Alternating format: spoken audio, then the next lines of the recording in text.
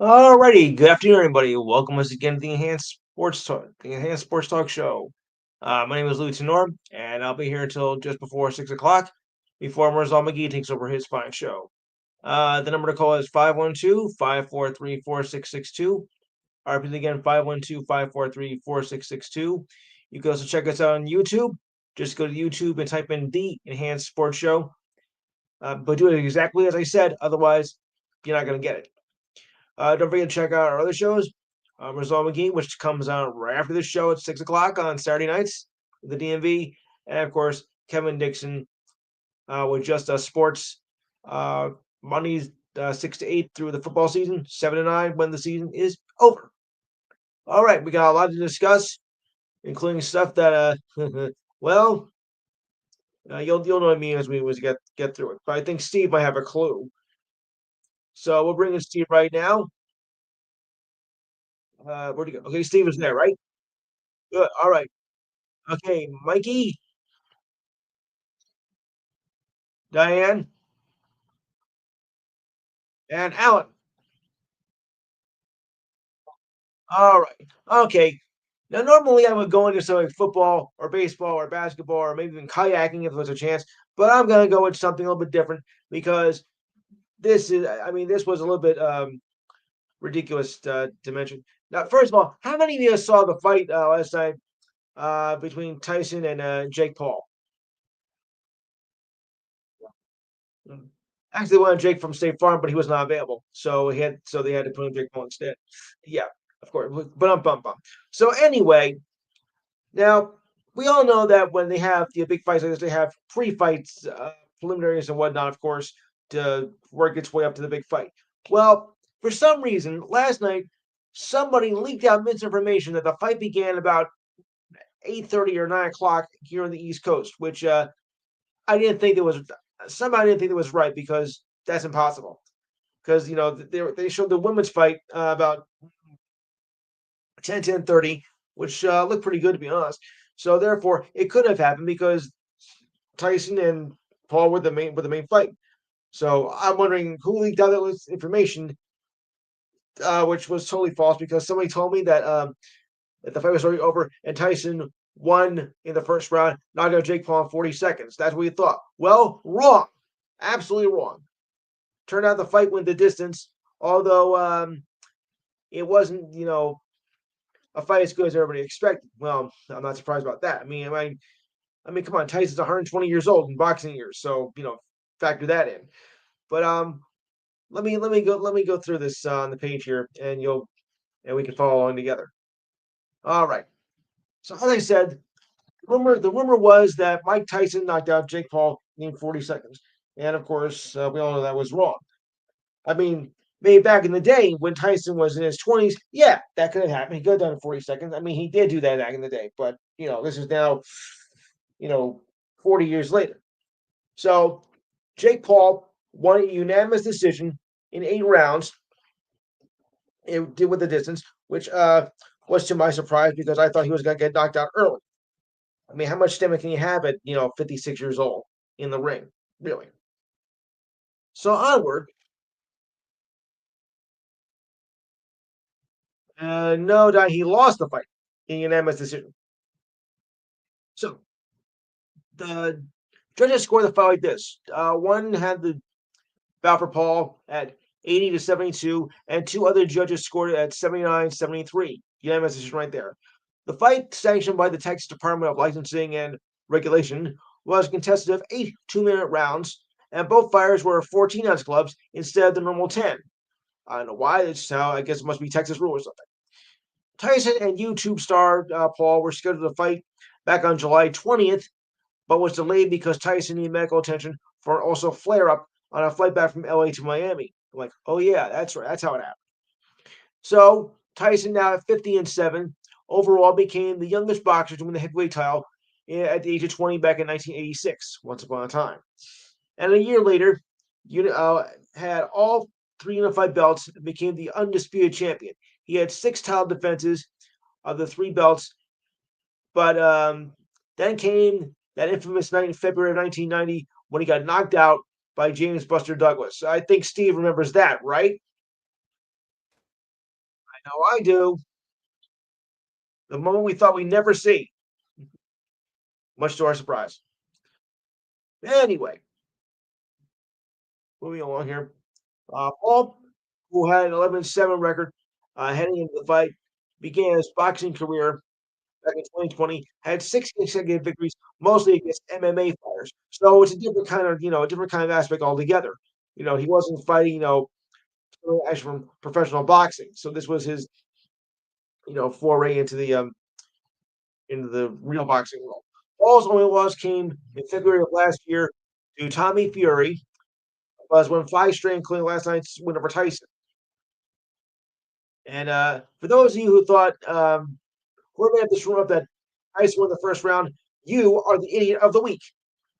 So, Steve, you saw the fight. What did you make of it with that, especially with that the stupid rumor that won in the first round? And what did you make of the fight since you were the one who probably saw it more of us did?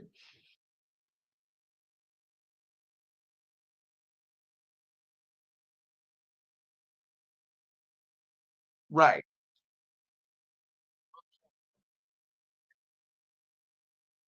Yeah.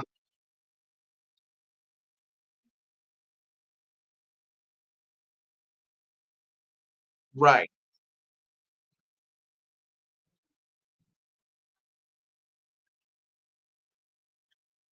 I do.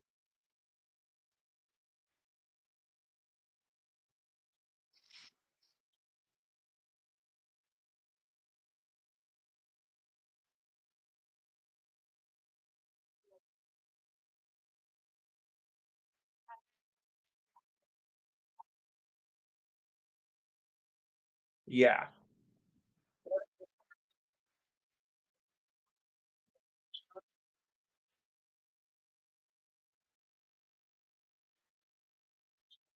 Yeah. I kind of thought it was going to go that way because you know I don't want to say it was like not a real fight or anything that was staged, but you knew something had to be in with that. I mean, this was clearly like an exhibition, so they really weren't going all at each other. It was like a title fight or anything. So you had to expect something like that to go along. So I wasn't too surprised by that. I'm surprised with the distance, because I would have thought he'd been knocked out early. I'm sure wrong about that. But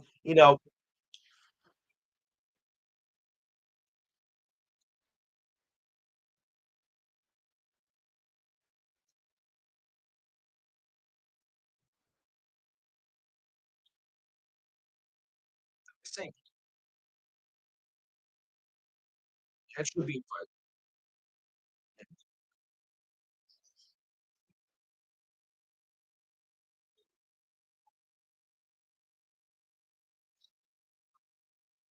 Well, or that, or you can see, or you can go to find a hockey game breakout too. But never mind. Okay, you know I had to go somewhere with that, folks.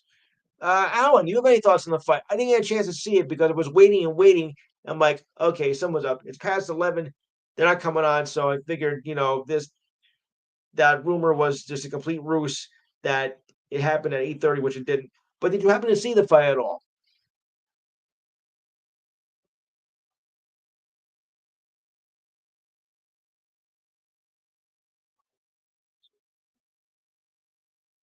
Yes.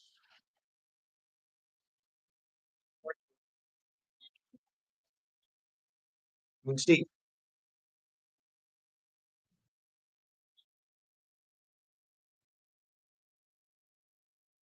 Yeah. Right.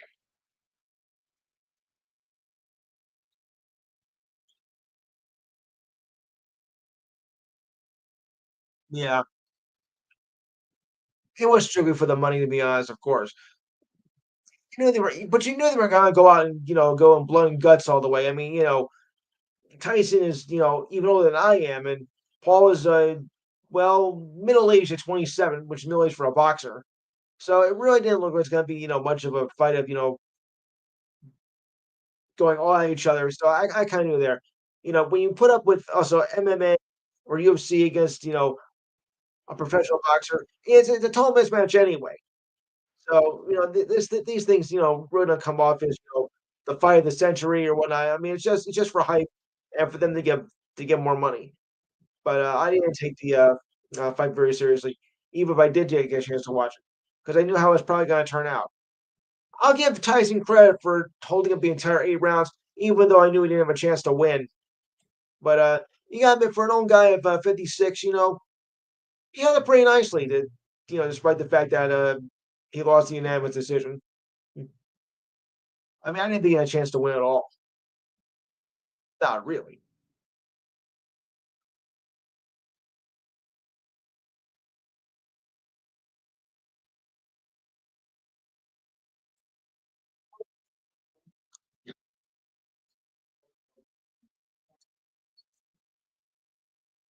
Uh-huh.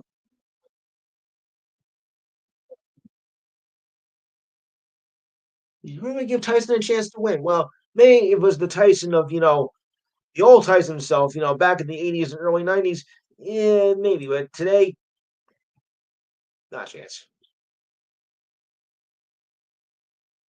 Anyone else have any thoughts on the fight? Oh, yes, yes.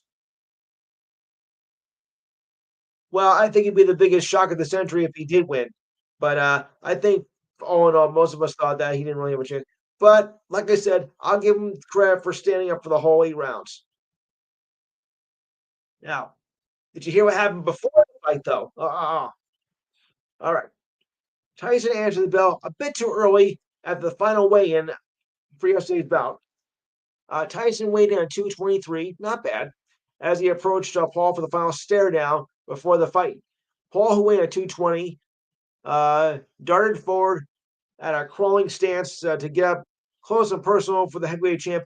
Maybe a bit too personal, if you know what I mean. Mhm. In response, Paul entering his personal space, Tyson unleashed an open-handed slap that connected with Paul's oh boy, but Paul's face. Both fighters were quickly separated by security as Paul and the played to the crowd, mocked Tyson, and laughed at him.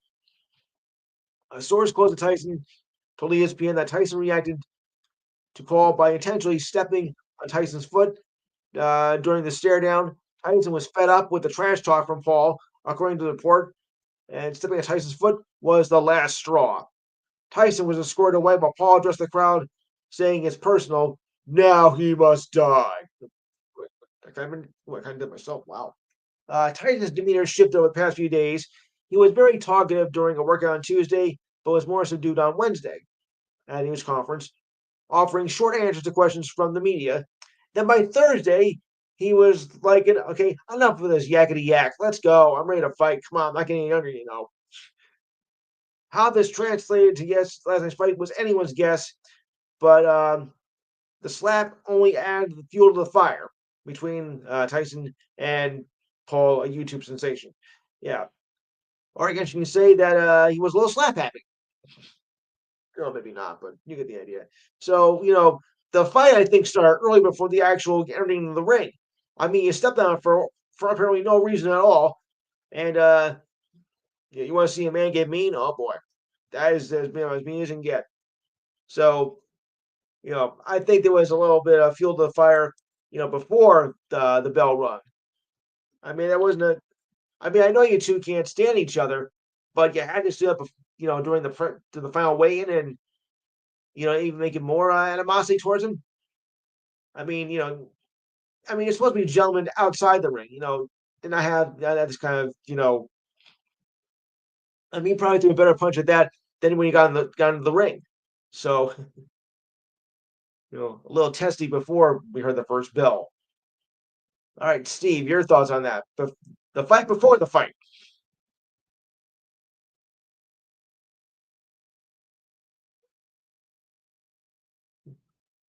All right, Alan, your thoughts?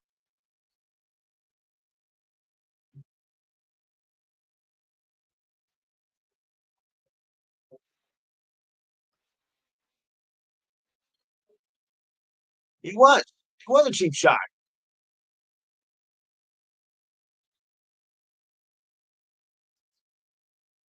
Yes.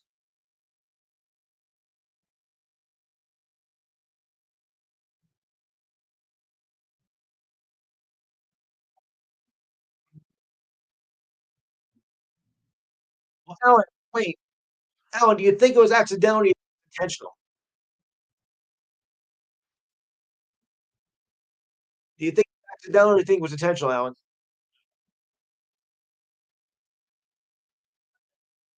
Do you think stepping on was intentional or accidental?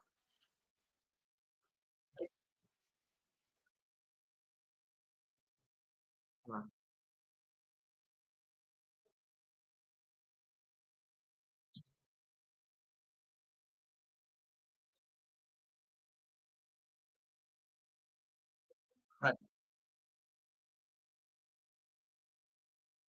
Yeah.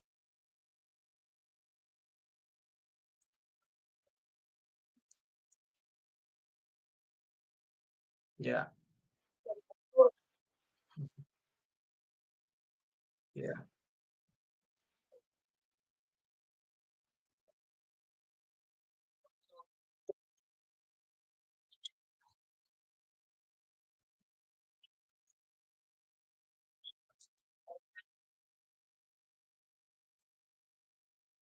Yeah. All right. Steve, what were you going to say?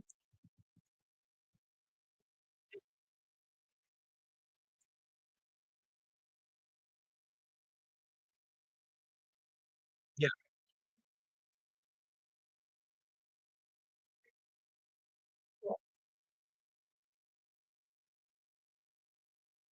Right.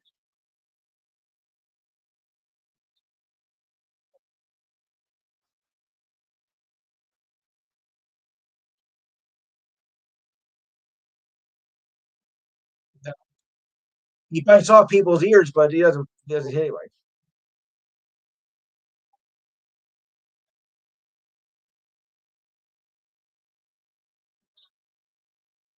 Ooh.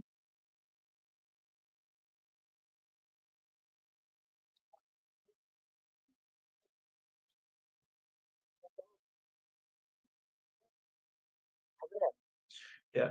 I'm getting some comments from other people about the fight. One of my colleagues said anyone that was disappointed in that fight is not a boxing fan.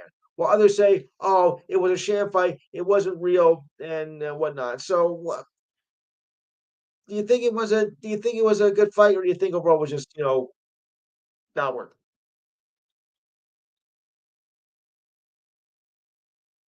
It? Yeah, I knew we are gonna get a lot of different opinions on that one.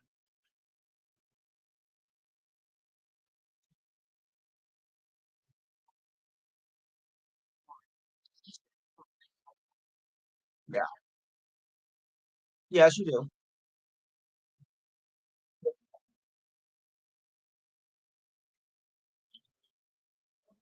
Right. Right. Yeah. Well, you can't treat it like it's, like WWE, you know?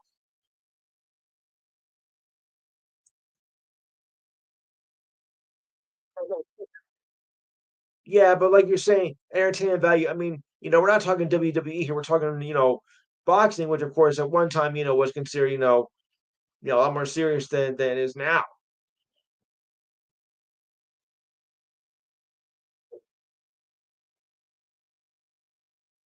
Not at all, not at all.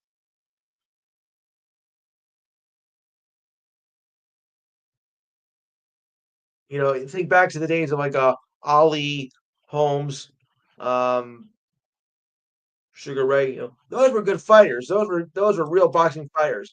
I mean, today it's like, well, would it be fair to say second class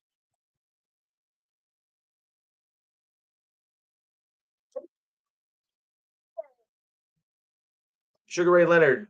I am Sugar Ray Leonard.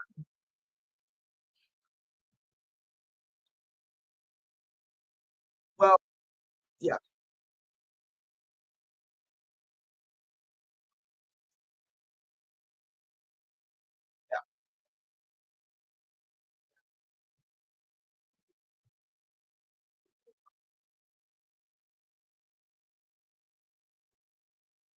right. Yeah. I mean, I didn't take the fight seriously, to be honest with you. I just thought, this is just for, the show off and whatnot. I think Tyson still had in him. He had a little bit in him, but yeah, still, I still didn't think it was much of a serious fight. Exhibitions really don't, generate the kind of excitement, as say a real title fight or whatnot. This is just to say it. Well, I may be getting old, but I still got it. Yeah, barely, just barely. So we'll see what happens if Titan will do any more. Yeah, everybody thinks they could be another George Foreman who came back at 45 years old. Yeah, not gonna happen, buddy. Not gonna happen. All right, so now we'll turn attention to the diamond. I should say the baseball field.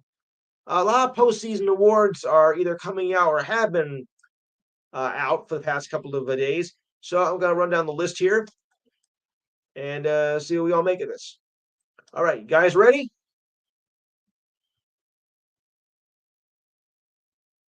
You guys there? All right. Okay. Okay. We'll start with the Gold Gloves in the American League and work our way down. I think I can get this all in 1 week. Maybe I can. All right. American League catcher Carl Raleigh of the Mariners. Oh, well. First base Carlos Santana of the Twins. No, not the guitar player, but the other Carlos Santana. Thank you. Second base Andreas Jamirez of the Guardians. Third base Alex Bergman of the Astros. Yuck. Shortstop Bobby Wood Jr. of the Royals. Left field, Stephen Kwong of the Guardians. Oh, good choice. Good choice. Center fielder, Dalton Varsho of the Blue Jays. Right fielder, Weiler Abreu of the Red Sox. Another Abreu. Okay. Pitcher, Seth Lugo. Utility man, Dylan Moore of the Mariners. Team Blue Jays. Yeah, playing them Raleigh. All right, National. Catcher, Patrick Beverly of the Giants. Really? The Giants? Jeez. First base, Christian Walker of the D backs. Second base, Bryce Turang of the Brewers.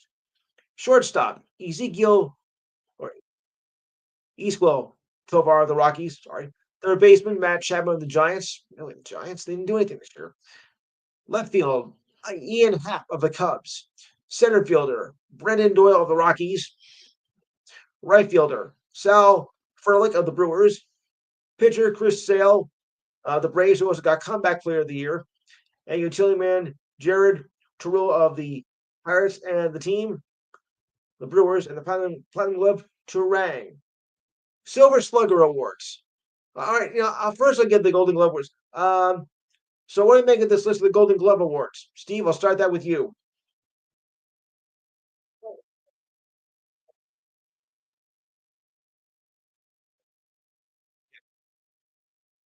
No, of course not. All right, Alan.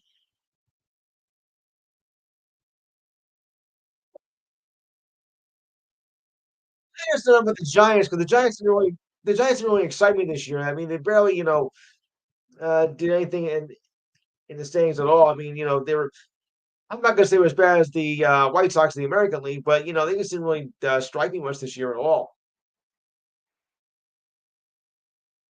And the Rockies too. I mean, the Rockies were just as bad. The Rockies were just as bad as the White Sox.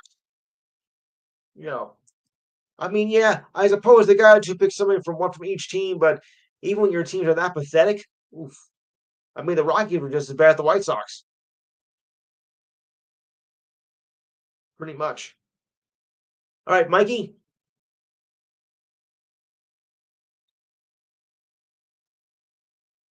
All right, and Diane. Yeah, somewhat, but I still think it should go to better players and better teams. I mean, because like I said, Giants really do much for me at all this year. All right, on to the Silver Slugger Awards. Catcher, the American League first. Catcher, Salvador Perez of the Royals. First base, Vlad Jr. of the Blue Jays. Some of you might remember his dad who played in the league. I know I did. Second base, do I have to say this guy's name? Yankee killer, Jose Altuve of the Astros. Excuse me. Third base, Jose Ramirez of the Guardians. Shortstop, Bobby Witt Jr. Excuse me, of the Royals. We got a couple of outfielders here. I think some of you might be familiar with. Aaron Judge, Juan Soto of the Yankees. Uh, Outfielder Anthony Statlander of the Orioles. Designated hitter Brett Rooker of the A's. Utility man Josh Smith of the Rangers. And Silver Slugger team, the Yankees. How about that? Sorry, Steve. National League. Catcher William Contreras of the Brewers. First base Bryce Harper of the Phillies. I like that. Second base Ketel Marte of the D-backs, formerly of the Mets. Third base Manny Machado of the Padres. Shortstop Francisco Lindor of who, Mike? Thank you. Well, that's Mike's team. So that's Mike's team. So I thought I just mentioned it. Okay, outfielders Jackson Merrill of the Padres. Teoscar Hernandez of the Dodgers. Oh, of course. Jackson Jerkson Profar of the Dodgers, and DH, show me the money Otani of the Dodgers, utility man, the Mook of the Dodgers, Mookie Betts. And the National League team, what else? The Dodgers, who won the World Series in 5 games against the Yankees 2 weeks ago. Sorry, every time I hit the name Altuve, it just reminds me of the League Championship Series of 2017 when he hit the home run against us. Ugh, just disgusting. I'm sure Mike and Diane remember that. Yeah. Yeah, something I like to forget. I mean, that was before I even took over. That's even before I began hosting the show. But I mean, I was watching the game. The score was tied. I think that was 1 out in the ninth inning. But I mean, Altuve hit a rocket into right field, and the game was over. I'm like, this is just sickening, just absolutely sickening. All right. So, any thoughts on this list of the Silver Slugger awards? Anybody? Nothing. All right. All right. So now we're going to move on to other awards here. Oops, wait a second. I think I went too far down.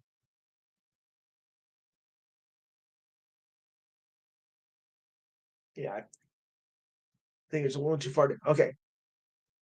All right. Now, for the up and coming awards, which hasn't happened yet, we have the list here. We have Rookie of the Year awards, uh, Manager of the Year awards, but I think I'll skip that one because I don't think anybody's interested in that. We also have MVP awards and Cy Young awards. Okay, so listen carefully as I read down the names of these award nominees. Now remember, they have not been announced yet. These are only nominations. The awards are going to be happening between Wednesday and Thursday of this week. Okay, ready? Can I get a yes here, folks? Thank you, because I have a live audience. All right, MVP of the American League. Nominees are Aaron Judge of the Yankees, Juan Soto of the Yankees, and Bobby Wood Jr. of the Royals. The announcement will be made on Thursday. All right, so Steve, who do you got for American League MVP? I figured you'd say that. Alan, you're still here. Yeah.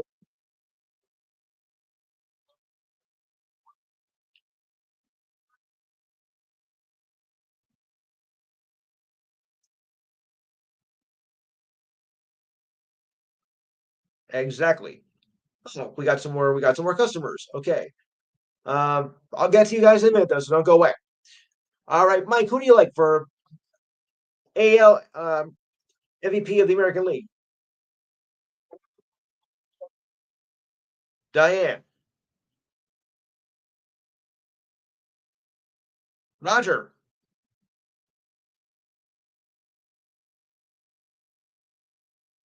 All right, and Alex.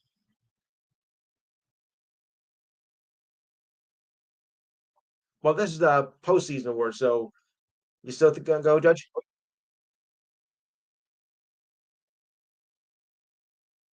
Yeah, I think I'm gonna have to go with Soto too. I mean, well, no, it's really a tough choice. I mean, Aaron Judge had 54 home runs this year and whatnot, so I think it's actually all year round, not just the postseason and whatnot. I think I'm gonna go with Judge on that one. All right, so moving along. All right, now for the National League. Francisco Lindor of the Mets, KTL Marte of the D-backs, and showing the money Otani of the Dodgers. All right, who do you got for MVP in the National League? Mike? I thought you'd say that. I thought you'd say that. Steve?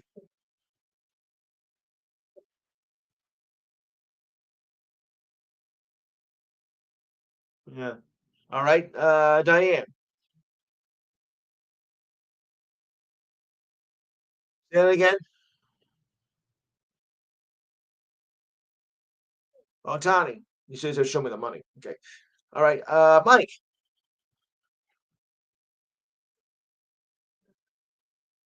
All right. Roger.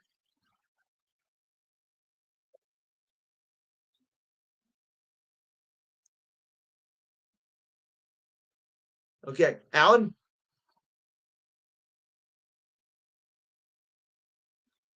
Yeah. And Alex.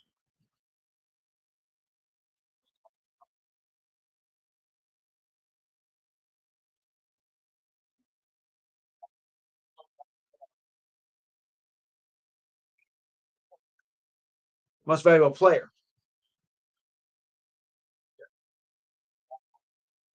Hmm. Uh,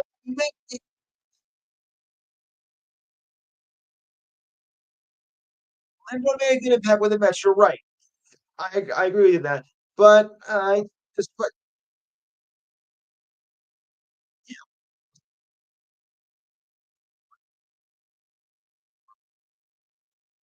yeah, well, I mean, with the season, of course, that Otani had, the first 50 player in history. I mean, how do you ignore that? I mean, really?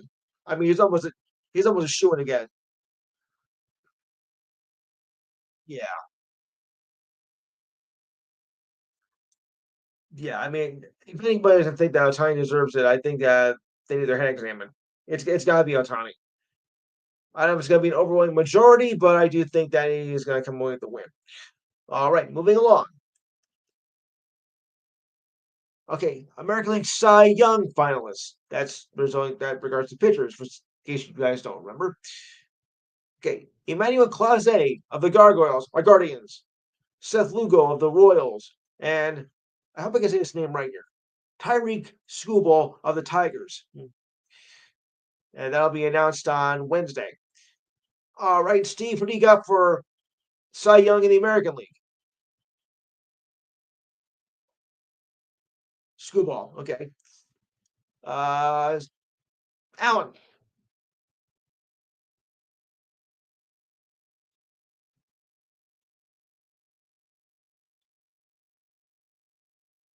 Mike.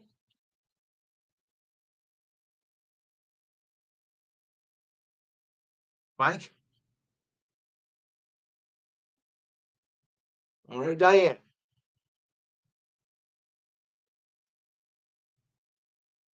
Do you mean Scooble or do you mean Lugo?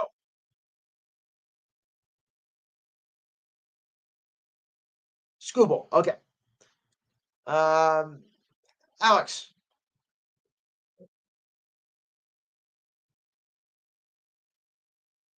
Okay. All right. And Alan.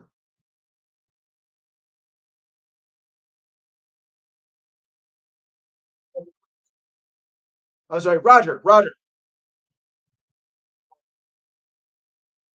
Uh, okay, I'm making it a mess. I think Scooble might be the winner here. Okay, for the National League, good names here. Chris Sale of the Braves, Paul Skinnis of the Pirates, who should get Rookie of the Year, and Zach Wheeler of the Phillies. I like these lamps for the National League. This is gonna be a tough one here. Oof. Steve, what do you got with this one?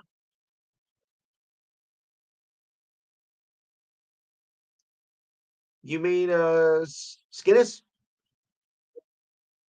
All right. All right, Mike.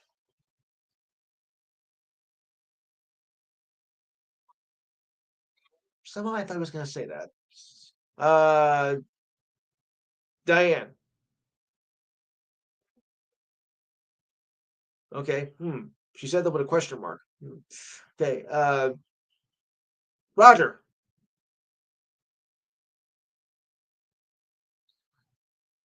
Alex.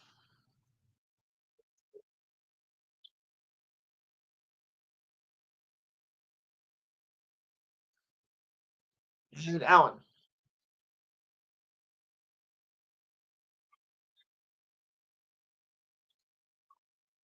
Guinness.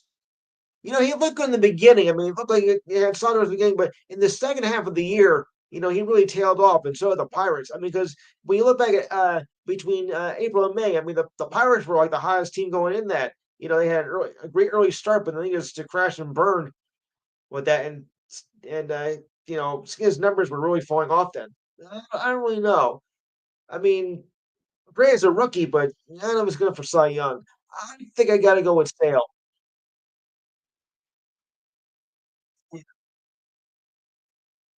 Yeah, I think I gotta go with Sale here. All right, Rookie of the Year. Right. Yeah, and then some. Okay, Rookie of the Year, American League. Colton Cowser of the Orioles, Luis Gill of the Yankees, and Austin Wells of the Yankees. It's also known as the Jackie Robinson Award for the Rookie of the Years as well.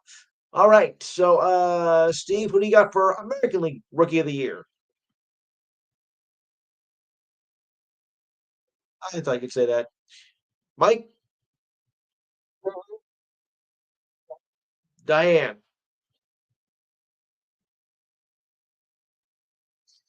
Roger,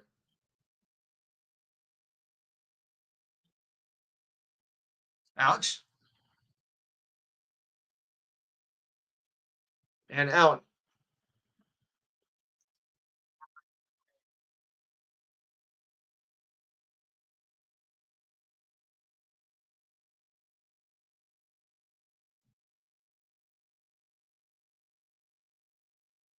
Jimmy, Rookie of the Year in the American League. Who do you got?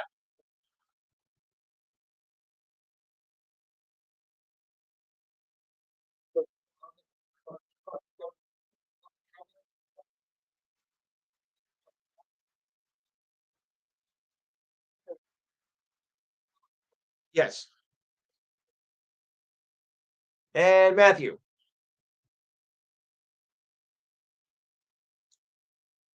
All right. Good choice. I mean, all three are good choices here.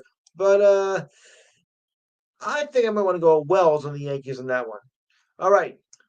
National League Rookie of the Year. Jackson Chirero of the Brewers, Jackson Merle of the Padres, and Paul Skinnis of the Pirates. Steve, what do you got? National League Rookie of the Year. Okay. Mike?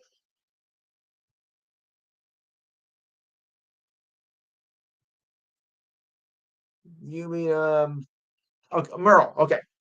Diane.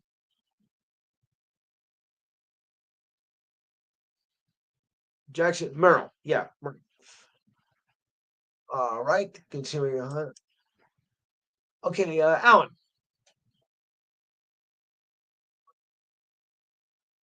Roger. All right. Alex.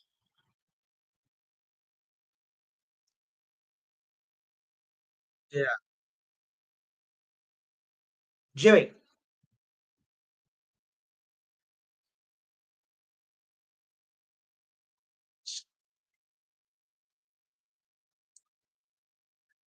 Yes. Right. And Matthew.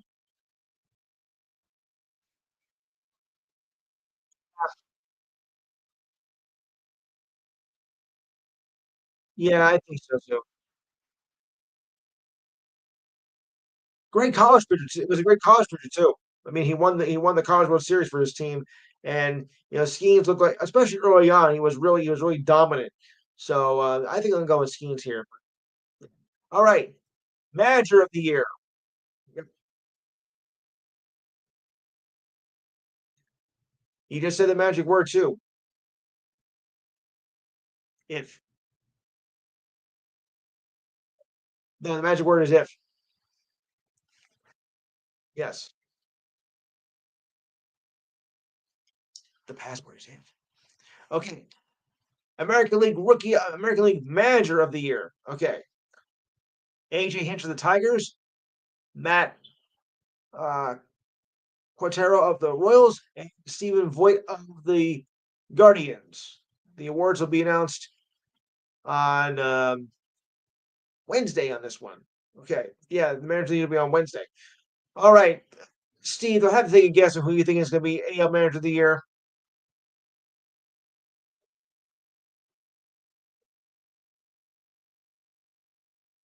So you're gonna go with Quintero. Wow. Okay. Mike, Diane,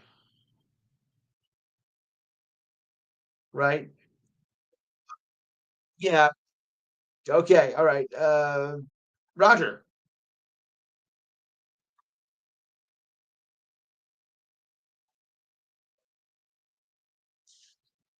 Alex,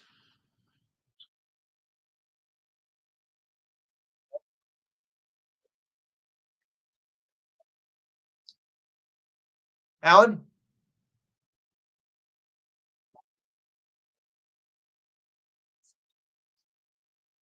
yeah. Jimmy.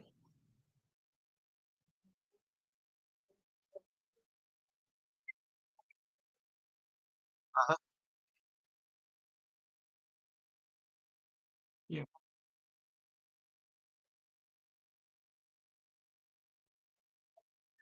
No, you're right. And Matthew.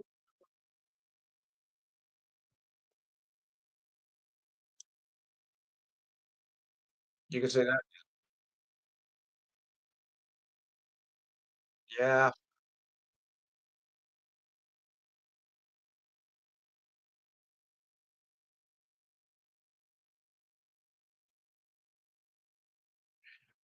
Wow.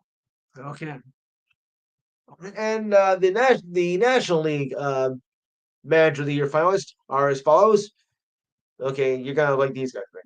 Carlos Mendoza of the Mets, Pat Murphy of the Brewers, and Mike Schlitt of the Padres. I said Mike Schlitt, not Mike Schmidt. Okay, let's keep that in mind. All right. So, Mike, who is your choice for National League Manager of the Year? If I have to ask, why not? Yeah, why not think differently? Diane, of course. Jimmy,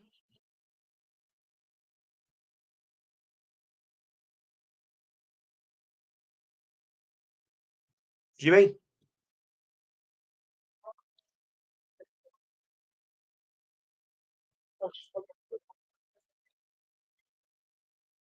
what a shock! It's amazing. It's amazing. Yeah, Alex.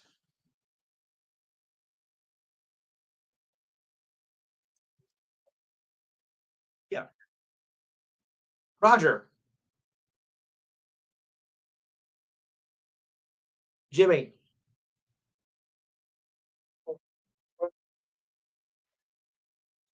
Matthew.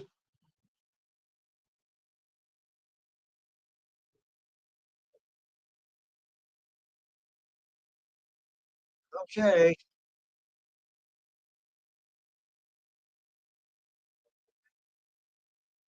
and Alan. Did I get you or not? Okay, I'll make you unanimous. Mendoza it is. Boy, you guys must know something I don't know. All right, make it a clean sweep. It is.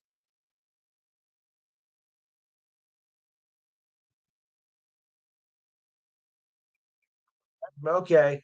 Okay, fair enough. All right, so congratulations to some other awards that were already been handed out, as Aaron Judge and Shoni Otani were named the Hank Aaron winners. The award recognizes the best offensive performer in the American League. Okay, I agree with that. Both did phenomenally well in their respective leagues. And there's one more award here. Ah, the Roberto Clemente Award. All right. Now, it's this recognition is to build healthy and active communities in his native Venezuela and Kansas City and beyond. Royals captain Salvador Perez was named the Roberto Clemente Award winner. The honor is best bestowed annually to the player who best represents the game of baseball through extraordinary character, community involvement, philanthropy, and positive contributions both on and off the field. So I can't argue with that. You know, but I think it's obvious that Otani and Judge were going to win the Hank Aaron Award. I mean, there was no question about that. All they did this season, 50 plus home runs from both players.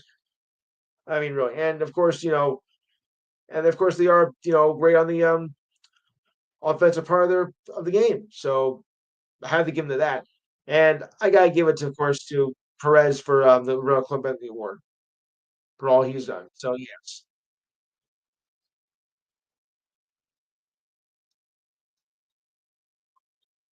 yeah. All right. So, and well, of course, we will all have the results next week, the week before Thanksgiving. Okay.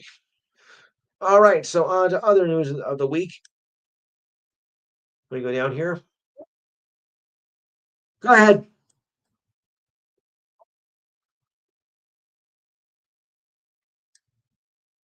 Okay.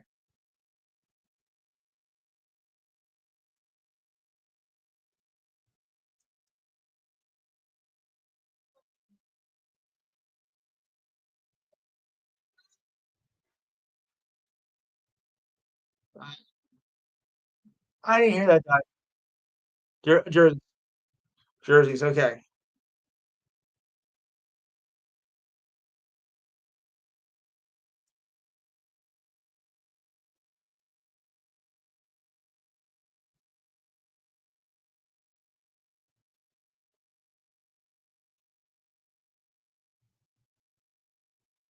I think that's Lindor, if I remember correctly. Yes. Okay.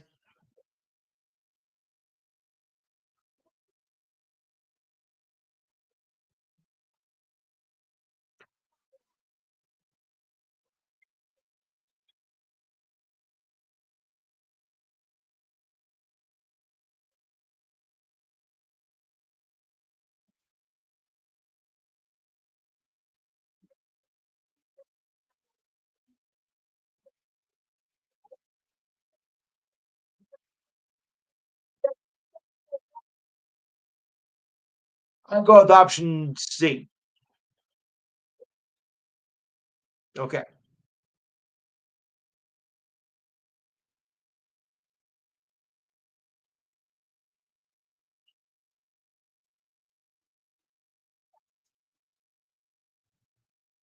Okay. All right. Okay. And all right. So turning down to auto racing for now because the season is now over, and it goes down this way. Joey Logano is now a three-time Cup Series champion. Logano took the lead from William Byron after the NASCAR's Cup Series final restart lap at 260, led the rest of the way at Phoenix as he held up Ryan Blaney in the last lap of the race. What a race, Logano said as he jumped out of his car. Afterwards, Logano's victory puts him in an exclusive NASCAR company. Only 10 drivers have won three or more Cup titles. And this is a pretty big list. This is a pretty extensive list here. These are legends. Dale Richard Petty, Dale Earnhardt, and Jimmy Johnson have all won seven. No, not the former Dallas Cowboy coach. Okay, let's get the money. While Jeff Gordon has won four. Now Logano has won three. Several others such as Petty, Dale, Pearson, Cole Yarborough, and Dale Waltrip, and that's Jackie Stewart. Logano's title continues a remarkable 11-year streak. You should pencil in for the 2026 Cup Series title. His previous titles came in 2018 and 2022 as he won the season's final two races. He also made the champions four in every even year since NASCAR instituted a winner-take-all format in 2014. Yeah. Well, congratulations, Joey Logano. I know we don't have a lot of racing fans here, but I just thought, but I do know some racing fans in the crowd, and I just want to get their thoughts on that. And it's only 3 more months until NASCAR starts up again with Daytona. Yeah. Okay. Um. All right. I'm gonna run down the college football playoff rankings here right now. Oregon's number one, highest ranked conference champion, Big Ten, seed number one. Ohio State number two, at large pick behind Oregon in the Big Ten seed number five. Texas, second highest ranked offense champion in the SEC and seed number two. Penn State at large, third team in the Big Ten, ranked seed number six as of right now. Indiana, which is not really known for football, at large pick, fourth team from the Big Ten, seeded number seven. BYU, third highest ranked conference, champion Big 12, seed at number three. Tennessee, and at large pick, that's number seven, Tennessee. At large pick, second team from the SEC, lead seed number eight. Notre Dame, number eight. At large pick, independent, seed ninth. Miami, Florida, fourth highest ranked conference champion, ACC, seed number four. Number 10, Alabama. Okay, Alabama. At large pick, third team from the SEC, seeded 10th. Number 11, Ole Miss, at large pick, 14 from the SEC, seeded at 11. Georgia, Georgia, first team out of the college football playoff. I don't know about it. Nah, probably will be. 13, Boise State, fifth highest ranked conference champion, Mountain West, seed at 12th. Boise State, which has lost only to top ranked Oregon, is only 3 spots away from being fourth ranked highest conference champion instead of Miami. Oops, sorry, Jimmy. And getting the fourth seed and receiving the bye. Georgia ranked 12th. The committee's rankings is first team out, as number 13 Boise State is automatically as the fifth highest ranked conference champion. The next top 25 rankings will be out on Tuesday. All right, so guys, what do we make of this here? And is Georgia going to be out? I mean, I know they lost pretty tough matches here. So is Georgia out of the race? Not yet. All right, Roger.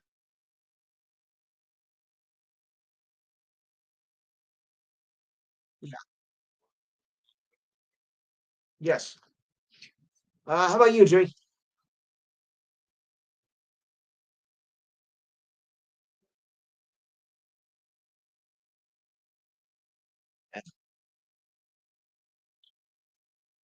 Right. Uh, Roger, is Georgia out?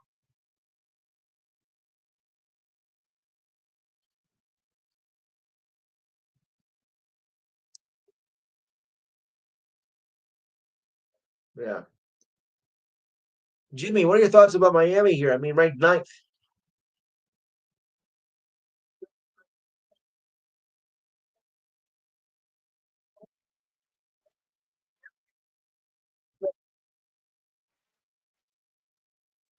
Yeah. Mm. There they are.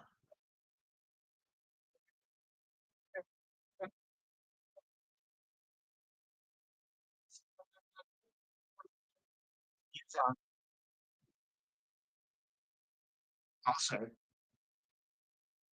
All right, Mike. What are your takes here? Yes, you do. Yeah, because now, Mike, Rutgers is nowhere near in contention here, but of this, um, what do you make of anything here between the top 12, top 13, I should say?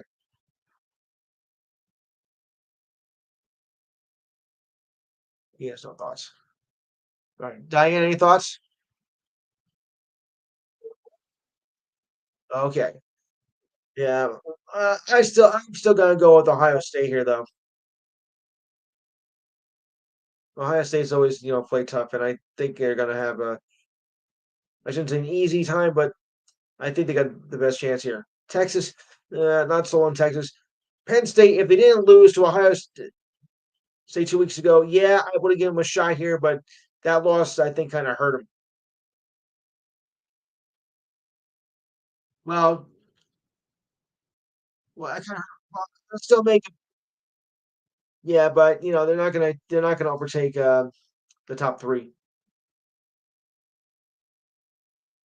Yeah, I mean that loss hurt 'em a little bit. That loss hurt 'em a little bit. Yeah. All right. So yeah, yes, and that is the operative word, parity. All right. So onward we go.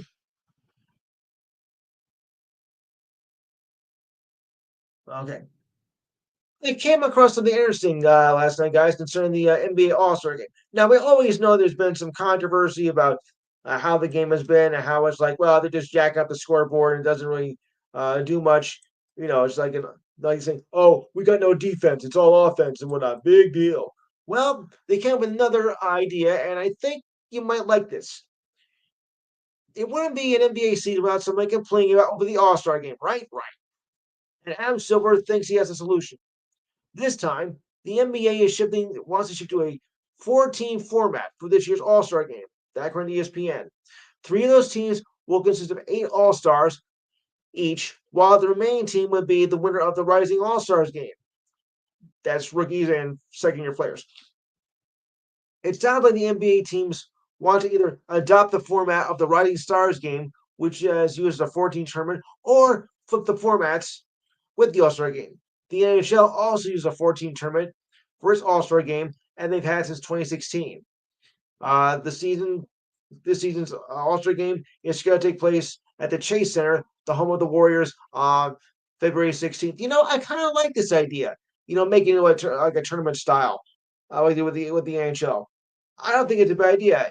You know, you got your 3 teams. You got the future stars coming in to take on that. Kind of like uh, USA versus the Europeans in the NHL All Star game. I think it's a great idea. I think it's going to show more interest in the All Star game with it this year instead of being with the other gimmicks in recent years. Of course, I just don't want East and West either. But I think it's going to be a good idea here. It might cause some more general interest for this year's All Star game.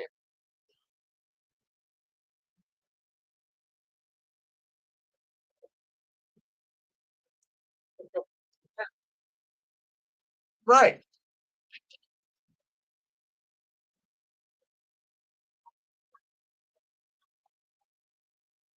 It's over by the third quarter, Jimmy, pretty much. Yeah. Steve, how about you?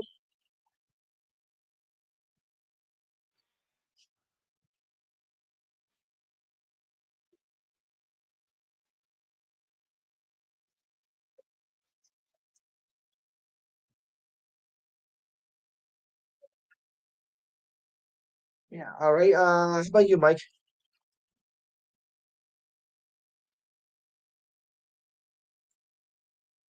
Mike?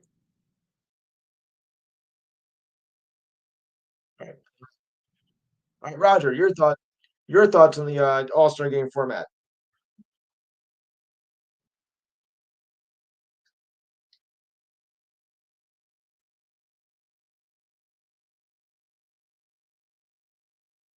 All right. Fair enough. Um, Jimmy, wait, I got Jimmy. Matthew.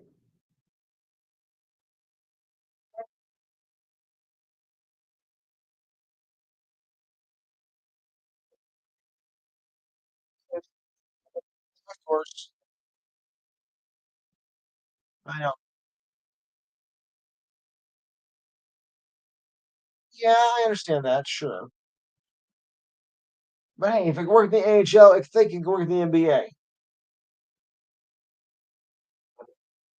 And-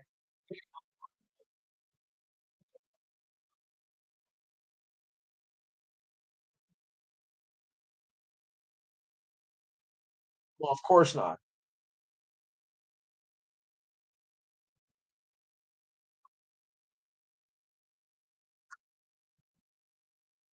Yeah. But I think it's a good idea. I think it's a bit more entertaining. Okay, some of you might think it's a bit too much of a gimmick, but we'll see how it goes. Like I said, it's going to be this year, and I think it's gonna be worth it. So I'm looking forward. I have to wait until February to find out, though. But I think it's going to be, a very entertaining All-Star game and a nice format change to go with it. All right.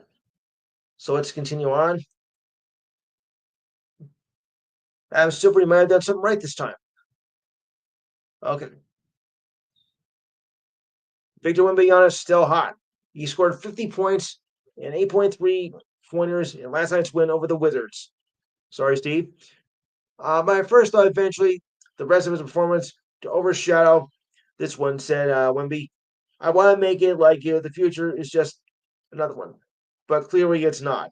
Obviously, prior to Wembanyama's 50, the previous three 50-point games by a single player came in overtime when David Robinson was the last Spurs player to score 50 in regulation. At 20 years and 314 days, Wemby is the fourth youngest player to have 50 or more points in a single game. His previous high was 40 against the Knicks last season. He was 18 for 29 from the field, had 6 rebounds and 3 blocks, and became the first player in league history to have direct record 23 pointers and 13 blocks in a 3 game span. Wembanyama now has recorded a 50-point game and 10 blocks while playing 5-on-5. Only Anthony Davis, Hakeem Olajuwon, and Robinson can claim that. Uh, block shots uh, block shots came into the league in 1973. It took Wemby. Wait, Steve. Hold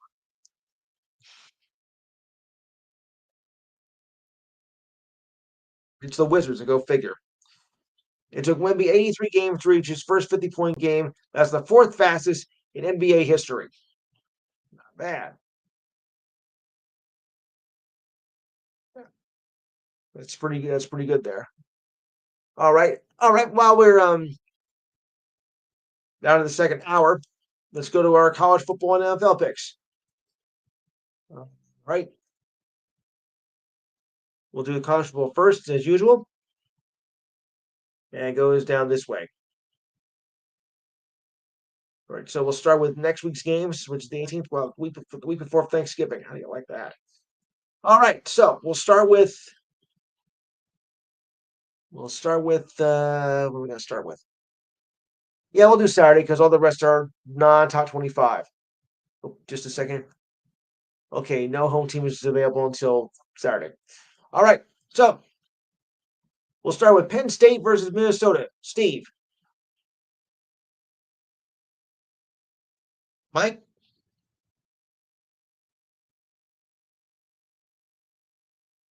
Mike. Left. All right, Diane. Okay, where did Mike go anyway? All right, Roger. Roger. Alex. Jimmy. I'll go Penn State too. Texas A&M, Auburn. Steve.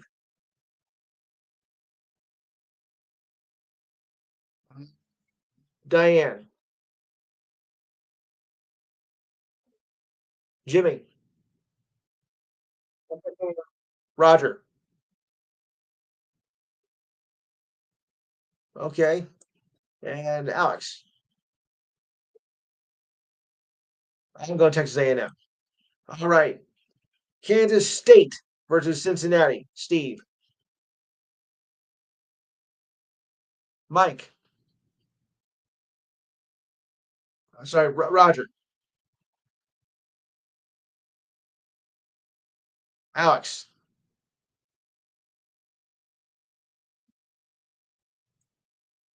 Jimmy. Diane. I'm going Kansas State too. Louisville, Pittsburgh. Steve. Louisville. You have to listen, Steve. Louisville or Pittsburgh? Louisville or Louisville or Pittsburgh? No, no, it did. You're just not listening. Louisville or Pittsburgh? All right. All right. Alex, Louisville or Pittsburgh?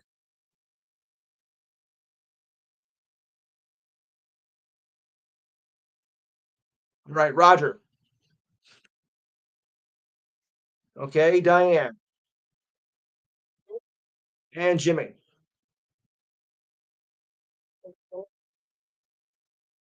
Ooh, got upset. I'm gonna go Louisville anyway, though. All right. LSU, Vanderbilt. Remember, Vanderbilt beat Alabama. Steve.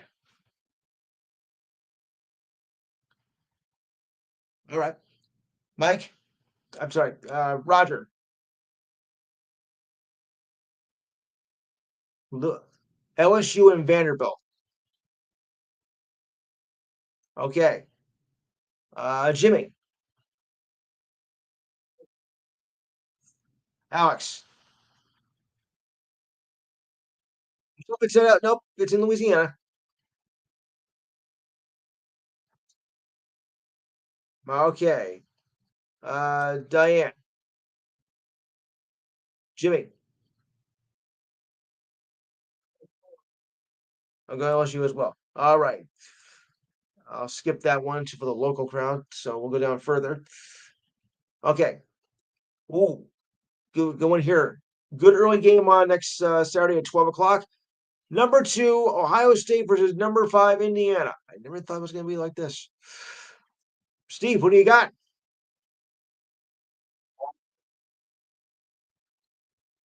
Roger. Alex.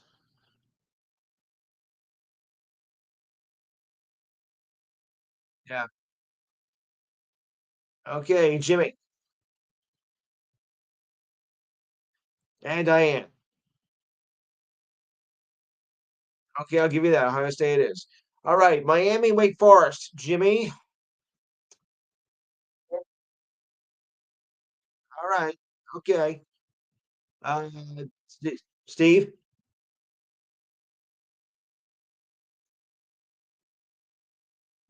Six.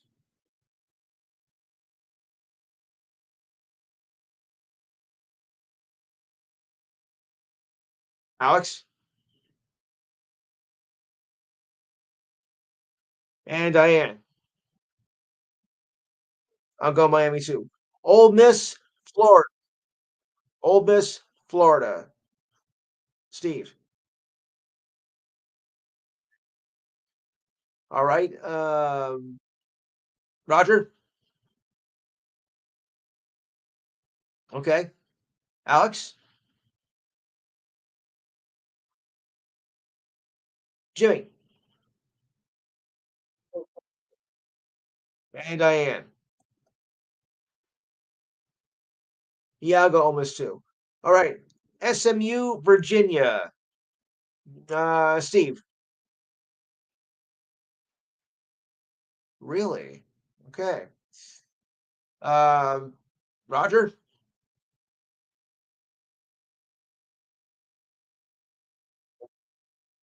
SMU, Virginia. Okay. Alex. Okay. Uh, Jimmy and Diane. I'll go SMU. Steve, I'm kind of surprised. I really thought you were going to go Virginia.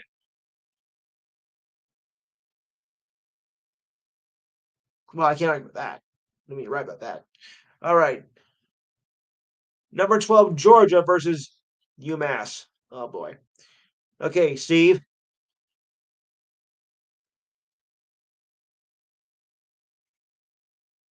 Georgia, UMass. I thought you'd say that. Roger. Alex. Jimmy. And Diane. Georgia it is. Okay. Tennessee versus, okay, I call it UTEP or UTEP, depending how you want to say it. But it's Tennessee against UTEP. Steve, of course. Roger.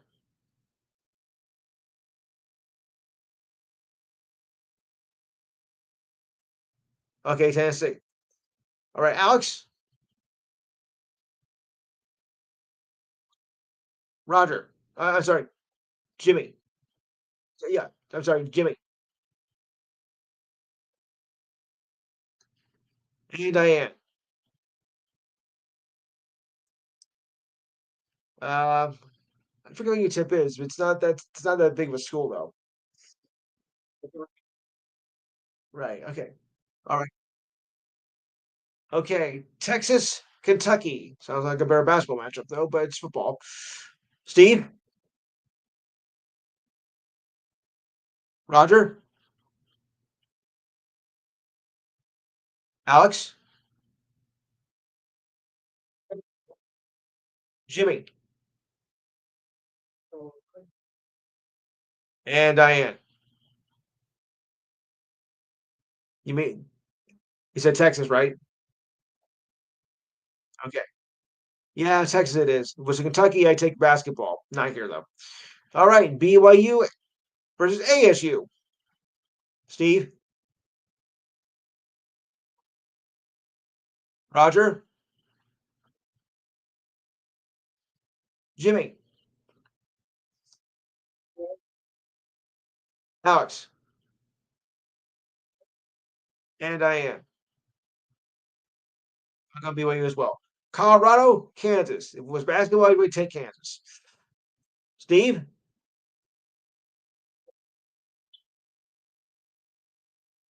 I thought you'd say that. All right, Alex, Roger, Jimmy, and Diane. Yeah, go Colorado. All right, Clemson versus the Citadel, which I think is more known for basketball. I forget what that is. I I forget what that is actually, but they're better in basketball than I think football. So I think pretty much, I think also Clemson is going to handle the Citadel pretty easily. Don't we think, guys? Yeah, yeah. No point. No point. Yeah, really. Yeah, it was. Yeah, about 100 years ago. Okay. Okay, another schlub matchup here. South Carolina versus a little known school called Wolford. Uh, I don't I don't think it's anywhere near the contender here. I think South. Where is it again, Alex?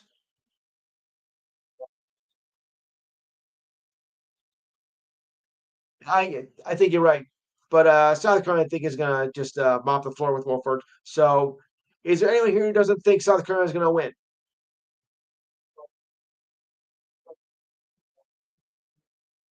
Yeah. Well, Jimmy, you're known for putting some upsets here, so I'm a little bit surprised at you, but I get it. All right, Missouri, or what I call it, against Mississippi State. Steve,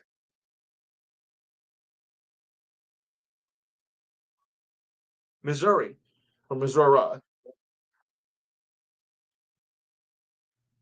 That too. Okay. Alex, Roger,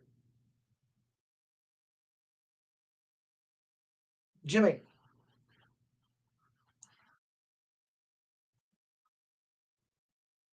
and Diane. Okay. Ooh, this looks like a good matchup here. Listen carefully. Notre Dame, Army. Steve. Yeah. All right. Well, I can't give you Notre Dame, but I get it. Uh, Roger. All right. Alex. All right. Jimmy.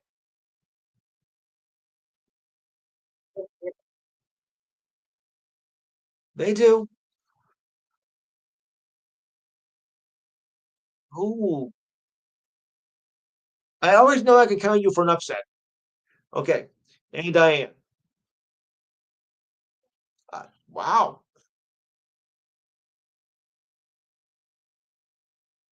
I'm gonna go Notre Dame at home. I'm gonna go Notre Dame at home. Sorry. Okay. Boise State, Wyoming. Steve. Right. Uh, Roger. Alex. Jimmy. And Diane. All right. Washington State, Oregon State. All right. Steve. Roger.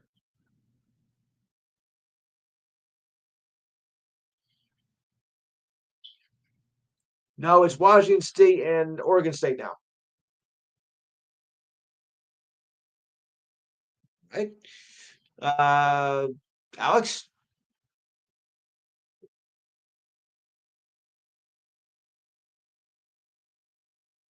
Alex. Oh, okay, okay. Jimmy.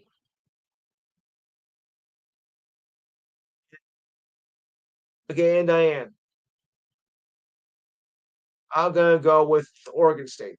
All right, Alabama, Oklahoma. Now, don't think this is a pushover, guys, for Alabama, because I don't think so here. I mean, this is a rivalry game; it always has been, and these two teams play each other tough. So just because Oklahoma's not ranked, don't be fooled. So keep that in mind. Okay, so Steve, who do you got? All right, Roger.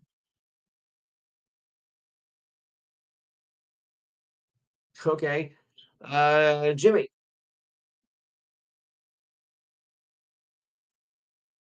Okay, Alex.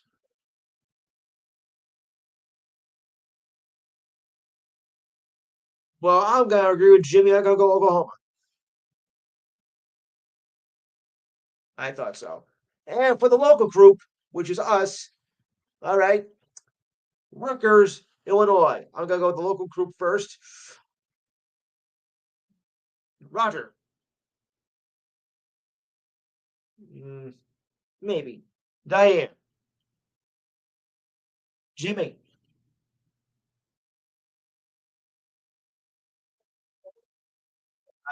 I thought so. Alex is fairly local, so I'll take him. You said, well, I thought it was Connect.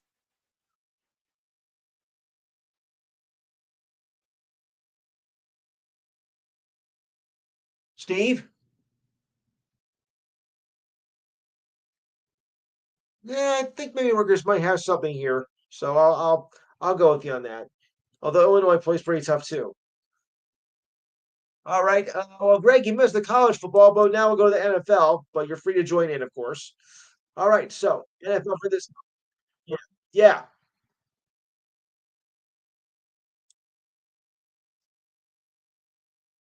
Yes.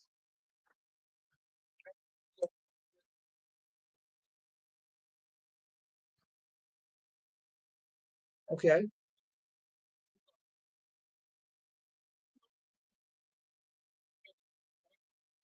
Yeah.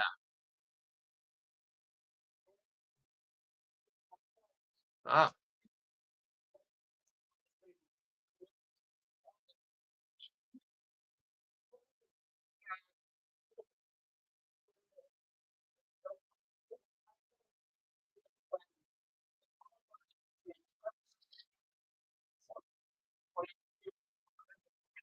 Yes. I think I do. Yeah. But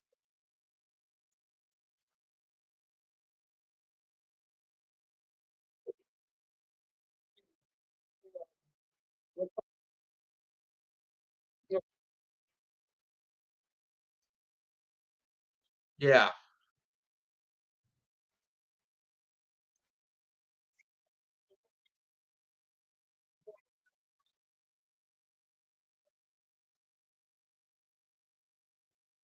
Yes.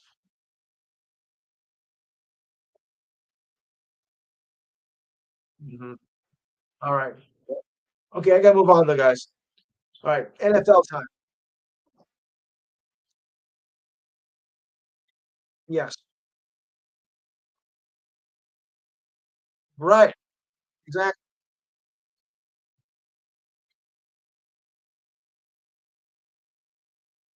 Right. Okay. Yes.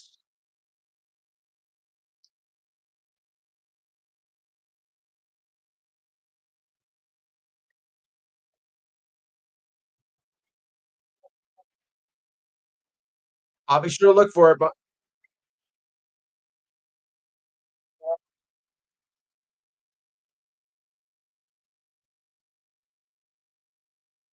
yeah. All right. I'll move on. Okay. So NFL. I had Philadelphia over Washington on Thursday. Who else in Philadelphia besides me? Well, you took. Okay. Sorry. All right. Okay. I had Philadelphia too. All right. Packers, the Bears. Steve. All right. Mike. Okay. Roger. Diane. Alex. Jimmy. I'm taking the Packers. Did I miss anybody? Okay. I guess I did not. All right. Jaguars, Lions. Oh, this should be a breeze. Steve. Roger. Jimmy. Alex. All right.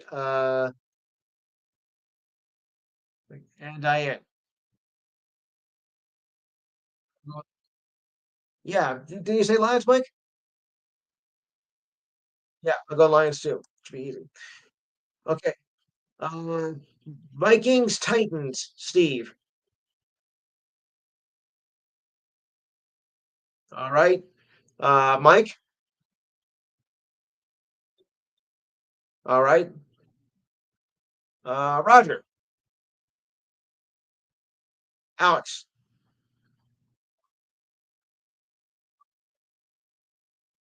Jimmy and Diane. I'm gonna go with the Vikings. All right. Raiders, Dolphins. Steve, really? Okay, Diane, Roger, Alex,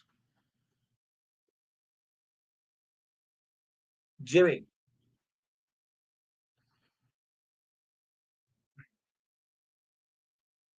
I figured you would. And I know I missed somebody. Uh, oh yeah, Mike. I'm gonna go Raiders. Sorry. All right, Rams, Patriots. Steve, Diane, Roger, Alex, Jimmy.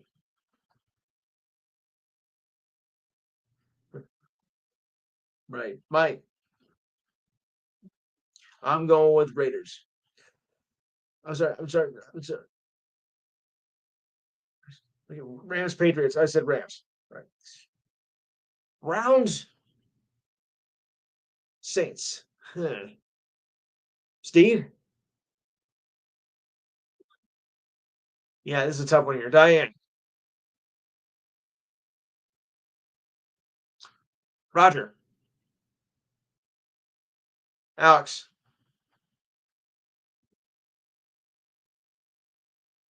Jimmy.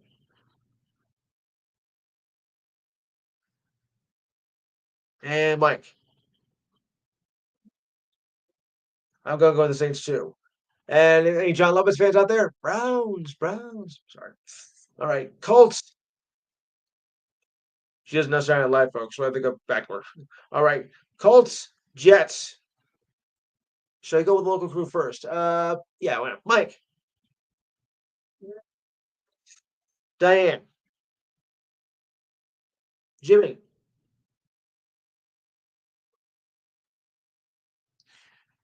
Roger,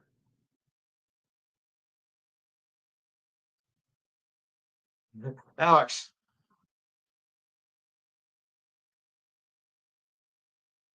Steve. I have to go against. I have to go with the Colts on this one. All right, Ravens, Steelers. I like this matchup, by the way. Steve, Nevermore. Diane. Okay, Roger, Alex,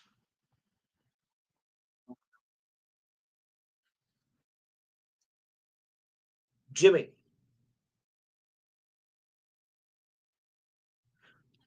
and Mike. All right, I'm gonna go with the Steelers. By the way, does anybody have any thoughts on last week's games before we go on?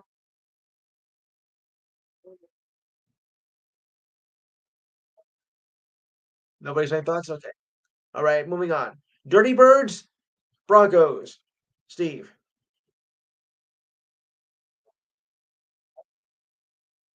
All right. Diane.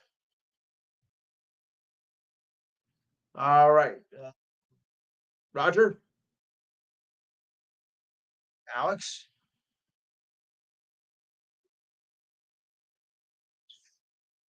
Jimmy. And Mike. Boy, I'm the outsider here. I'm going to go with the Dirty Birds. All right. All right. Seahawks, 49ers. Steve. Diane. Roger. Alex. Jimmy. And Diane. I'm sorry. Mike. Mike. Okay, for instance, this. All right. Tough one here, guys. So think about this for a minute. Chiefs versus the Bills. Okay, Diane, go ahead. Think so? All right. Steve.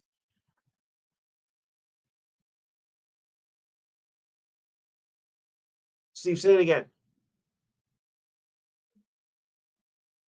Okay. Uh, Roger.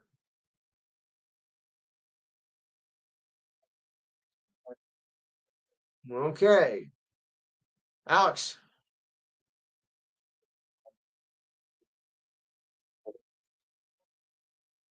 Yeah. Jimmy.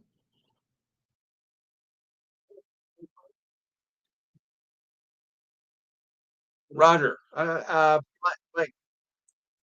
Mike.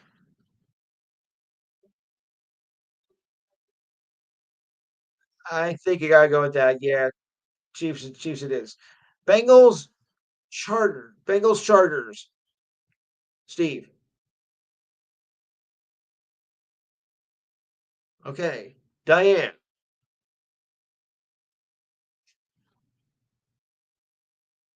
Roger. Okay. I didn't want to match Sunday. Okay. All right. Alex.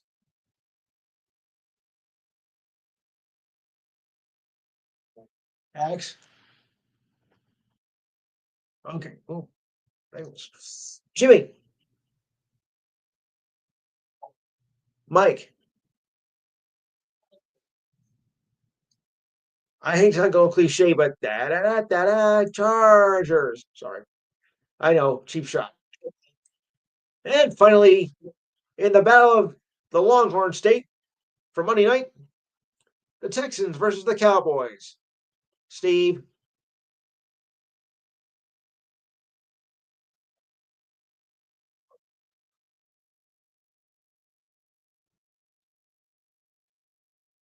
Wow. Okay, Diane. Flip a coin, guys, if you have to. Roger. Alex.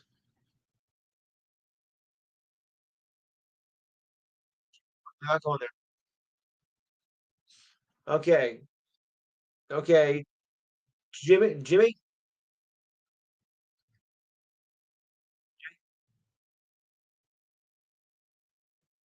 Yeah. And Mike. I'm gonna go with the Cowboys anyway. All right. This week the teams that are off are the Giants, the Cardinals, the Bucks, and the hapless Panthers. Sorry. Ooh, it didn't sound so good, but still. All right, moving on. Well, I mean, you gotta admit because they haven't done anything, this year again. I hate to say it though, Steve, but Panthers haven't done anything since Cam Newton.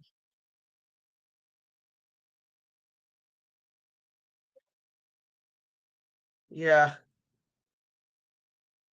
but well, they haven't the same team since then.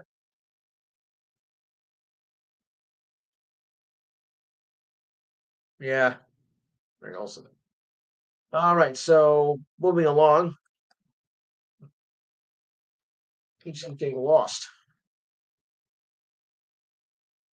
All right, so let's go here. All right. Speaking of the Jets, as their season spirals out of control, left tackle Tyron Smith has been ruled out with a neck injury that could place him on injured reserve and probably will. Smith will be replaced by rookie Ulu Fashnu, who was drafted in the first round and will start against the Colts tomorrow and makes a starting debut at left tackle, where he will protect Aaron Rodgers' blind side, or at least will hope to protect him. Smith, an eight-time Pro Bowler and two-time All-Pro, never missed a snap until last week's game when he left with that neck injury, only adding more insult to injury to the Jets' season, of course.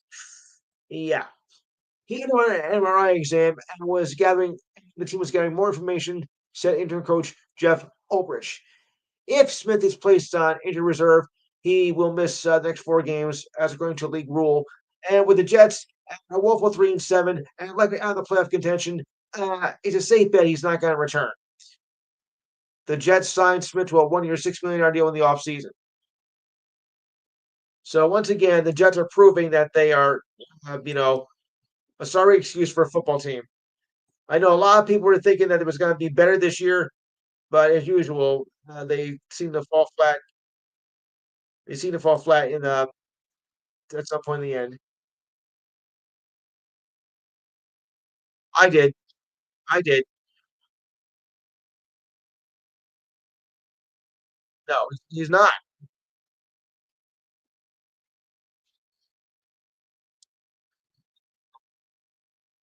Ugly doesn't begin to describe.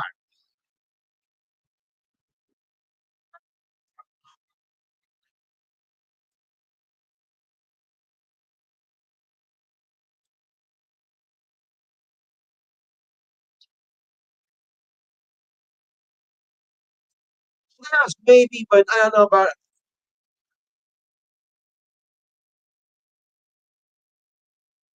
playoffs maybe. Super Bowl, I don't know.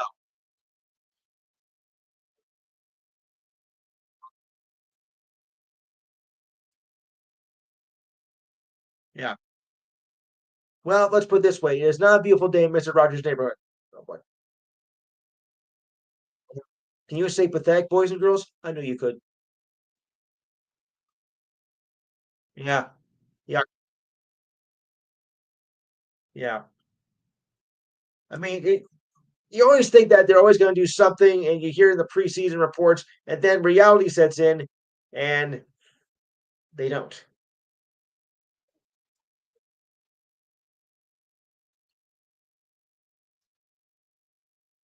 No, that's the first problem. He can't move. That's the first problem. Yeah, exactly. All right. Okay, so moving on. Oh, yeah. Oh, I do have. I think I have a hockey. I do think I have a hockey note here. Just give me a second here. And three-time MVP Nikola Jokic will miss the NBA Cup game against the Pelicans for personal reasons. All right, let me ask you guys. Uh, the NBA Cup game has been going on for the past couple of years now, but I don't really think much of it at all. I mean, I think it's just a way to spark up interest in the regular season. I mean, is it really worth having this kind of so-called tournament?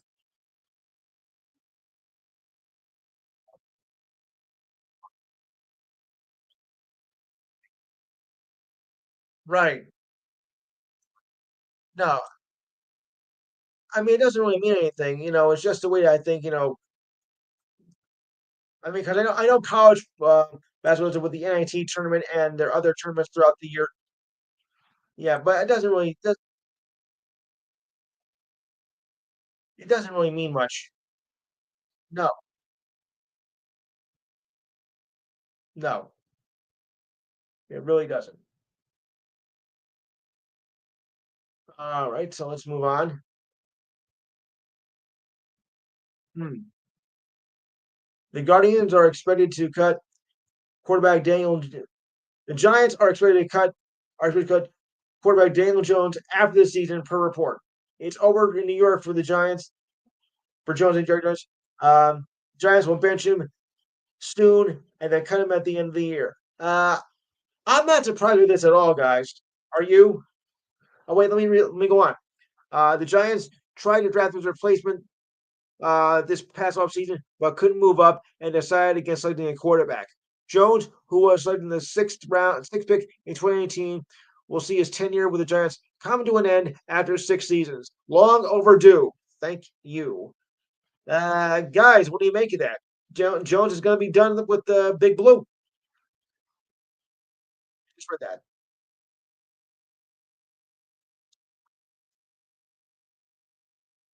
No.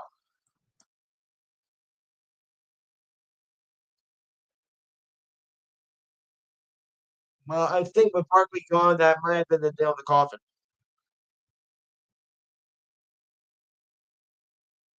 Yeah, it certainly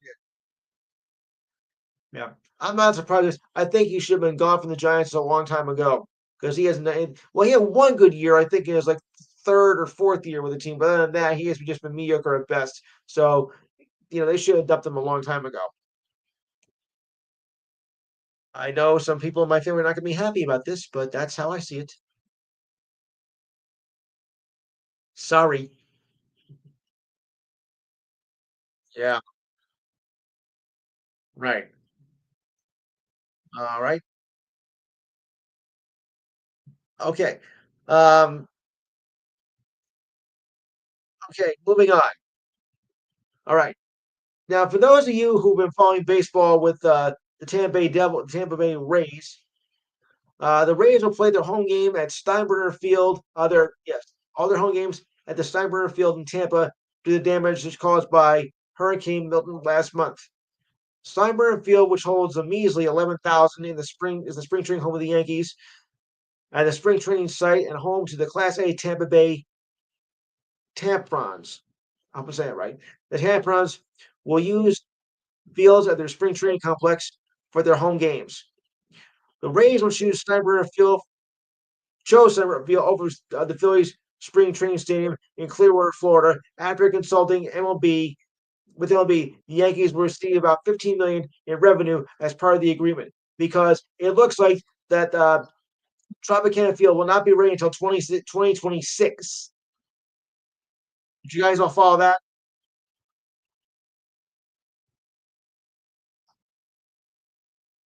Steve, you're not listening.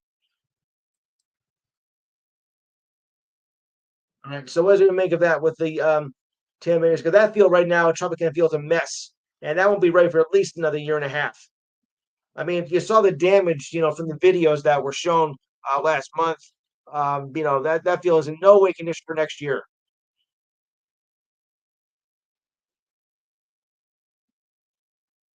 Yeah,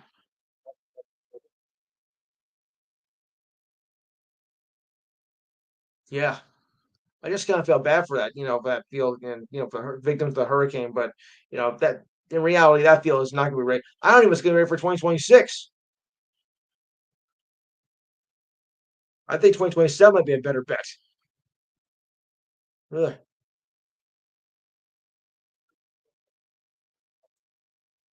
should have. Yes, they should have. Yeah, right. Yes. Yes, exactly. They should have had, but you know, they should have thought about that before the hurricane took place. All right. Well, the Chiefs are going to be down one player this week as kicker Harrison Buckner is being placed into reserve with a knee injury, and he'll miss the next four and will miss the next 4 games. So Buffalo might have a little bit of advantage here, maybe. He'll undergo surgery to trim his meniscus with a return expected by the end of the regular season or the playoffs. The Chiefs signing Spencer Strider from the Jets practice squad to handle kicking duties, according to multiple reports. Buccaneers 89.2% from field goal conversion rate. Yeah, maybe. Uh, it's their league history and has converted 18 of 20 field goals this season, with only 2 misses coming from above 50 yards. An undrafted free agent out of Notre Dame made all 3 of his extra attempts for the Colts in Week 1 before being waived. He signed with the Jets practice squad on October 30th and was elevated to the active roster, though they were roughed up by a loss with the Cardinals last week, where he kicked 2 field goals. So it might be a break for Buffalo. Mm-hmm. Maybe. Well, I gotta do some of that pick over. All right, moving along. And Gardner Minshew is going to get a start this after all. How do you like that? All right. Raiders coach Antonio Pierce said on Wednesday that despite his struggles and the team's seemingly consistent at the position, Minshew will start against the Dolphins tomorrow. Listen, we brought Minshew here. Listen, when we brought in Minshew, we expected obviously that the play we have seen in the past at some point, you have to give a guy confidence, Pierce told ESPN. And there's been times, obviously, when turnovers and other things have have have taken place where either we put him there on the bench or go with another quarterback. But I think, but this week I feel like Gardner has given his best opportunity to move forward, and he has every opportunity to go out there and help us win. The Bears have struggled across the board and have not been consistent from the start. Minshew, Aiden O'Connell, and Desmond Ritter all have cycled through the position and with little or no success whatsoever. Yeah, Minshew began the season as a starter, but O'Connell then started 5 weeks. In week 5, Minshew jumped back in after O'Connell broke his thumb a few weeks later, but was benched in the second half after 3 most recent with Ritter. The Rams are 2-7 coming off their bye week. They fired offensive coordinator Luke Yesti, offensive line coach James Craig, and quarterbacks coach Rich Scanglianero before the break as well. Among other moves, Raiders brought in Norv Turner as their senior advisor. Minshew also signed a 2-year, $25 million deal with the Raiders this offseason, as has thrown for 1,501 yards and 6 touchdowns and 8 interceptions. All right. And one thing in the women's department, if I can get that over here, as well, we know that around the age of 35 to 40, most athletes seem to retire, right? Well, there's a rare exception this time, as it's okay. Here it is. Let me get the argument. We only got 6 minutes. All right. Lindsey Vonn is coming out of retirement to rejoin the U.S. ski team 6 years after her last Olympics. Vonn is a 3-time medalist, including downhill gold, Super G bronze in Vancouver, and a bronze in the 2018 Winter Olympics in China. She's a 4-time world champion and has 8 world championship medals. Not bad. Her 82 World Cup victories stood as a record for women until last year, when it was eclipsed by Mikaela Shiffrin, who is still active and has 97 wins, more than any other alpine skier in history. Before surpassing Vonn, Shiffrin said, "I don't know how I can fill Lindsay's shoes." Oh, guess what? Neither do I. Vonn's last competition was in February 2019 after dealing with a long list of injuries in her career. They were broken arms, legs, and torn ligaments and concussions, etc., etc. Oh boy. Just this past April, after leaving the World Cup circuit, she underwent surgery for a partial knee replacement. Vonn has been training in recent months at the U.S. Ski and Snowboard. Has been training in recent months. U.S. Ski and Snowboard said earlier on Friday. Going back to skiing without pain is a journey, he said Vonn, adding that she wants to continue to share her knowledge of the sport with these incredible women on the team. The next Winter Olympics will be February 2026 in Italy, and I'll be here before you know it. Right? Yeah. Also, on my local front, my high school alma mater, Hanover Park, is now advancing into the next round in the high school football playoffs. So I think next week I might want to give an update on that. And they also won the championship in tennis, if I'm not mistaken. So congratulations to Hanover Park, making my alma mater proud. And before I forget, because I only next week, I want to wish my brother-in-law Ron a happy birthday, which is tomorrow. I'm not going to say how old he is. Okay, let's get that straight right now. Plus that my sister will kill me. All right, I think I got time to get this week in history. Some brief notes, that is. Am I still with me?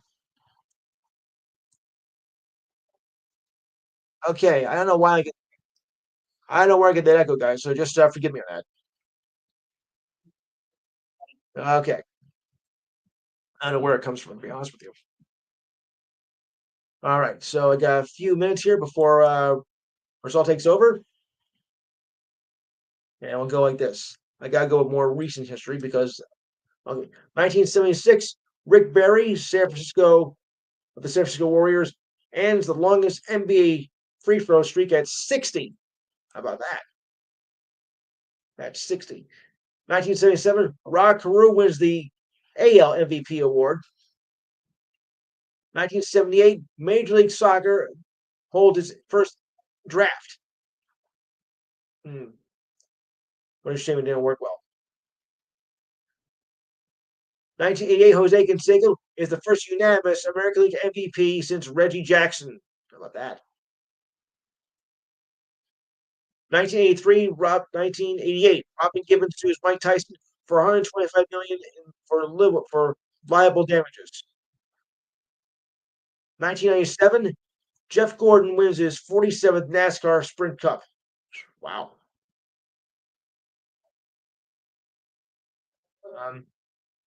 2003, a 16-year-old named Lionel Messi makes his official debut for FC Barcelona, where he comes on as a substitute in a friendly against Porto.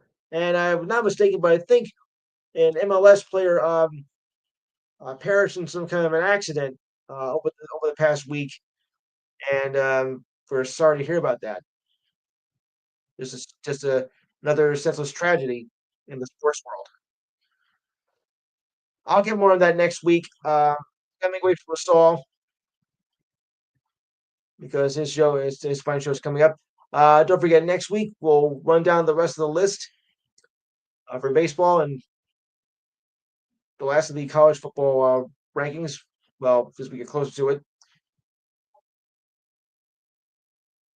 and more MLB news, NHL,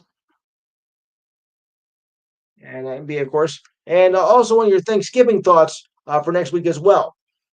And oh, by the way, Jose Alvarado, the guard for the Pelicans, is out 3 weeks with a hamstring injury and could take up to 6 weeks in recovery.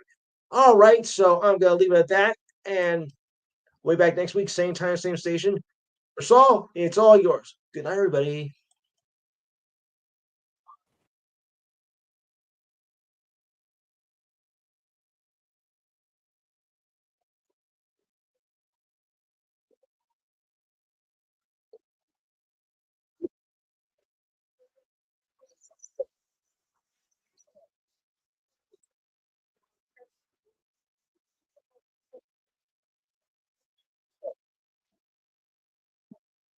And